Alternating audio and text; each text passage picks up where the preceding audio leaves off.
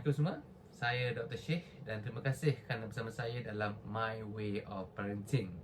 Dan pada hari ini kita akan cuba mengupas dan berbincang dan berkongsi tips-tips bagaimana untuk mendidik anak-anak kita dengan cara yang terbaik to bring out their true potential. Tapi sebelum itu saya ingin tekankan di sini bahawa untuk menjadi seorang ibu bapa, untuk mendidik anak-anak bukanlah satu perkara yang mudah ya. Kita haruslah mempersiapkan diri kita untuk mendidik anak-anak kita. Maknanya you have to be knowledgeable, you have to know what to do in order to raise your child. You need to have a goal, a short-term goal, a mid-term goal and a long-term goal in order to bring out the true potential in a child. But before that, kita kena mula daripada awal lagi. Peringkat mengajar anak-anak ataupun anak-anak kita bermula daripada sejak ia lahir lagi. Maknanya daripada hari yang pertama lagi kita dah ada plan bagaimana mendidik anak. Ingin saya tekankan di sini bahawa parenting is an experiment ya. Kita tak tahu modul yang sebenar bagaimana mendidik anak-anak kita. Just because it works on the first child doesn't mean that it's going to work on the second, third or fourth child because every child is different. Setiap anak-anak itu berbeza. Sesuatu model pendidikan anak-anak mungkin it works on the first child, but you might have to modify atau tukar sedikit untuk work on the other child. Jadi memang sesuatu yang begitu mencabar. Tapi saya yakin bahawa sekiranya anak yang pertama berjaya, yang kedua, ketiga, keempat, kelima semua akan ikut je cara-cara anak yang pertama. Kan itulah amat penting untuk kita ada model ataupun model of parenting supaya dapat digunakan untuk anak yang pertama sehinggalah anak yang ke bawah. Saya ada 5 adik-beradik kesemuanya lelaki dan kami dibesarkan dalam keadaan yang begitu kompetitif. Saya pantang kalau saya kalah dalam apa je, sama ada permainan ataupun pelajaran. Setiap kali bila saya kalah ataupun tewas kepada abang saya pastikan keesokan hari saya mesti menang, saya mesti tewaskan dia balik. Jadi memang begitulah cara didikan kami adik-beradik dalam keadaan environment yang begitu kompetitif. Jadi saya belajar banyak daripada cara didikan ayah saya dan juga daripada ibu saya dan juga daripada ayah dan ibu Dr. Halina ya. Dr. Halina mempunyai 4 adik-beradik, 2 lelaki dan 2 perempuan dan mereka semuanya adalah menjadi doktor. Jadi saya perhati dan saya perasan mesti ada sebab bagaimana seseorang ibu bapa mendidik anak-anak tu untuk menjadi doktor ataupun sebuah profession yang berjaya. Kalau seseorang anak tu berjaya, ini mesti disebabkan oleh ibu bapa mereka. There must be something different ataupun something special about the child.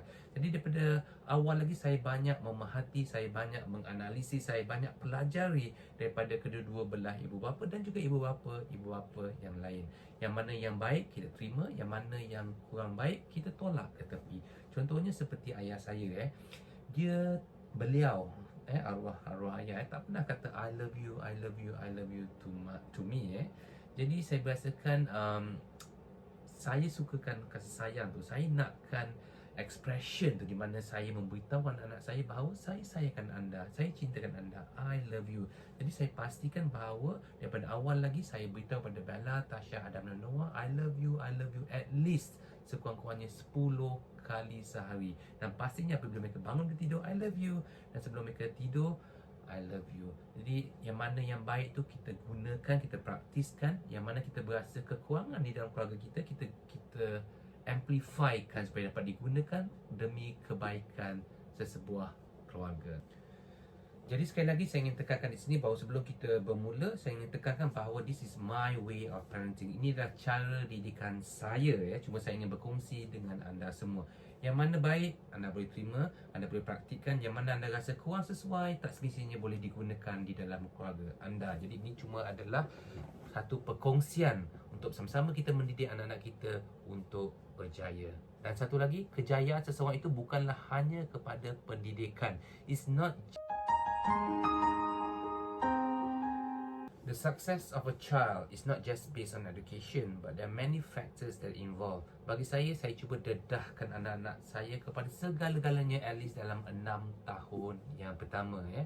Daripada education, daripada languages, daripada bersukan, daripada segi sports, daripada segi EQ, IQ, daripada segi kerohanian. Bagi saya saya titik beratkan how they care for others, how they are helpful, how they love each other, how they love others, how they behave. Ini semua amat penting dalam menunjukkan perwatakan cara didikan. Jadi before we start, kita harus mengenali dan memahami. We must understand the child's brain development.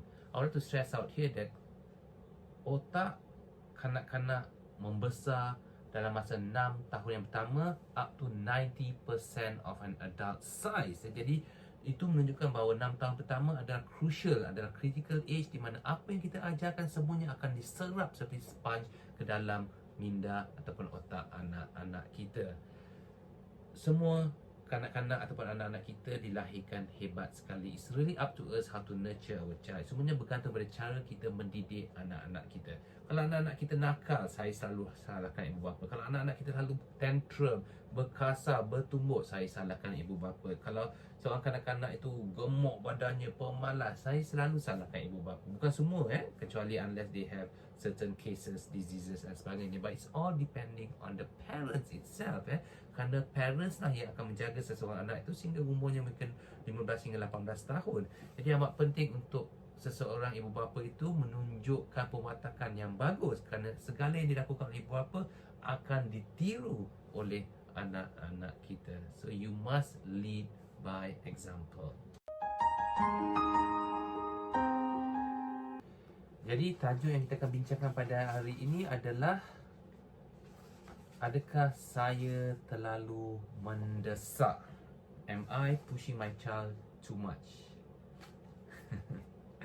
Okey, saya seorang bapa yang memahami anak-anak. Saya berasakan ada satu pembaziran kalau anak-anak tu tak buat apa-apa, duduk rumah tengok TV je. Tak boleh. Saya pantang kalau seseorang anak itu dibiarkan sebegitu saja. Kerana saya berasakan bahawa setiap minit tu, setiap saat haruslah berada pada keadaan yang mengajar. It must be a learning time for every second of a child. Kerana itulah saya faham bahawa kebanyakan ibu bapa sibuk dengan tugas masing-masing. Si ayah bekerja, si ibu bekerja, tinggalkan anak di tempat pengasuh daripada pagi sampai petang, balik kerja, jemput dan sebagainya. Tak ada masa untuk anak-anak. Saya faham.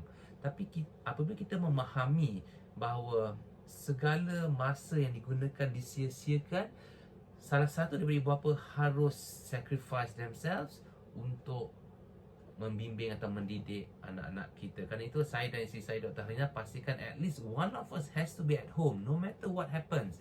Bila mereka balik daripada sekolah, bila mereka pulang sementara untuk kembali ke sekolah petang contohnya, one of us has to be at home untuk jaga mereka, untuk mendidik mereka.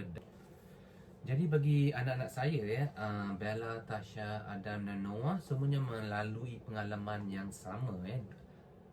Tahun yang pertama, the first year, memang fully breastfeeding. Ini ada saya dah Dr. Harina mesti breastfeed at least for 1 full year.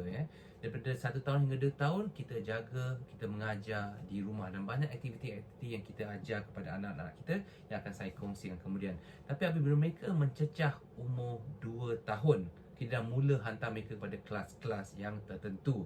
Jadi saya cuba tekankan segala exposure dalam semua bidang. Saya contoh pada anak saya Bella dan Tasha, apabila mereka mencecah 2 tahun, mereka dah mula sekolah play school. Sebab di sekolah elok exposure untuk mereka dengan kanak-kanak lain, how they interact with other kids. Jadi bermula dari pagi, daripada 8 hingga pukul 1 petang mereka berada di play school. Kemudian mereka balik untuk lunch. Kemudian daripada pukul 2 hingga pukul 5 mereka akan pergi ke kelas Mandarin. Sebab saya dah plan pada anak saya semuanya akan masuk ke sekolah SJKC. Kenapa? Sebab saya mahukan mereka fasih dalam bahasa Mandarin, because it could be an advantage for them later on. Kemudian mereka balik pada waktu petang sekejap, dan kemudian mereka akan pergi ke aktiviti kelas renang, kelas piano. Kemudian mereka ada sains, matematik, English sampai ke jam pukul 9.30 malam. Bila balik tu kita rehatkan dia, kita bermain dengan mereka, dan mereka akan tidur pada pukul 10 malam. Jadi semuanya bermula pada mereka berumur 2 tahun lagi. Adakah mereka penat? Sekiranya seorang anak itu seronok melakukan sesuatu, memang mereka tidak akan kenal penat. Kids does not know how to feel tired if they enjoy themselves. Jadi amat penting untuk anak-anak ini diajar dalam environment yang gembira, yang seronok, di mana mereka setiap hari tak sabar-sabar untuk melakukan aktiviti-aktiviti tersebut. Jadi adakah saya terlalu mendesak? Am I pushing my child too much? Yes, memang saya tak nafikan saya memang seorang bapa yang mendesak, tapi dengan cara yang halus, yang anak-anak tersebut tak sedar bahawa they are being pushed.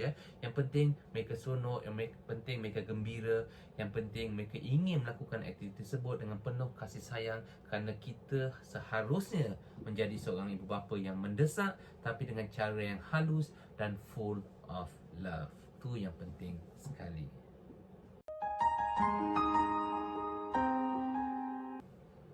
If you want to bring the true potential of a child, you must push them to the limit. You must take out from the comfort zone. Anda kena keluarkan anak-anak anda daripada zone comfort, because or else you will never know sama ada anak anda mampu melakukan sesuatu ataupun tidak. So it's very important to push your child to the limit, out of the comfort zone, to bring out the true potential in your. Jadi itu saja diskusi kita pada hari ini. Sekiranya anda ada apa jua soalan, sila typekan atau tuliskan soalan anda dan kita akan bincangkan pada episod selepas ini. Jadi pada ibu bapa di luar sana, supaya dapat memahami betapa pentingnya didikan anak-anak kita untuk menjadi mereka yang terbaik, try to spend as much time as you possibly could with your child. Sudah pastinya akan membawa kesan yang positif buat diri mereka. Jadi kita jumpa lagi di lain kali. Bye.